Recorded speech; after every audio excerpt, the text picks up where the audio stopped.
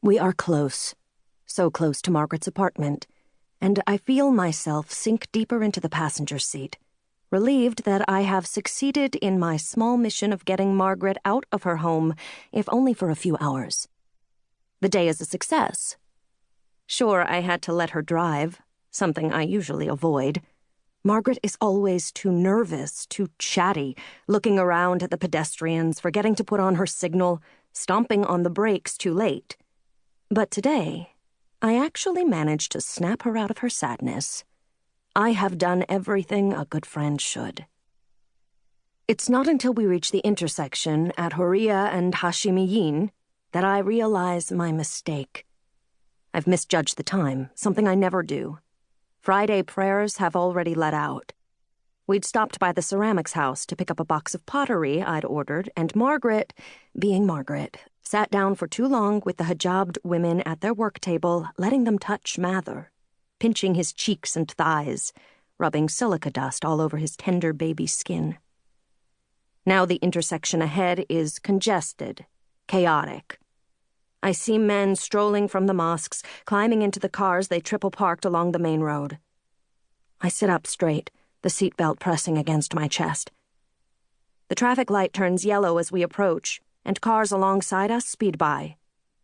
Margaret could step on the gas and easily make the light, but both of us see a man on the sidewalk, waving his entire arm in the air. "Just go," I urge. But Margaret shakes her head, slowing the car, the corner of her mouth turning up. "It's uncanny how he always sees me."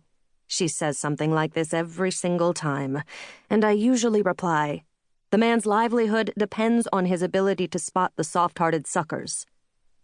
But today, I am silent. Mather shouts from his car seat, but she ignores him too. Her window is down before we've come to a complete stop. The man reaches into the cluster of dented white buckets at his corner side stand, pulls free a few dripping wet bouquets, then dodges traffic until he's at Margaret's side. He leans through the window, wearing a red and white checked keffiyeh around his throat. Margaret's wallet is on her lap, ready. "Hello, baby!" the man shouts at Mather, avoiding looking at both of us women with our loose hair and bared elbows. His flowers are spread perfectly across his arm, inches from the very face he will not peer into.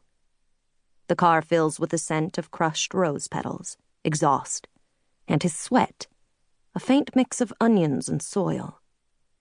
I do not point out that most of his offerings are wilted, tinged with brown. I notice the cluster of pristine white blossoms at the same time Margaret does, fragile, lacy blooms on very green stems, and she nods toward them, holding up her money. It takes only seconds.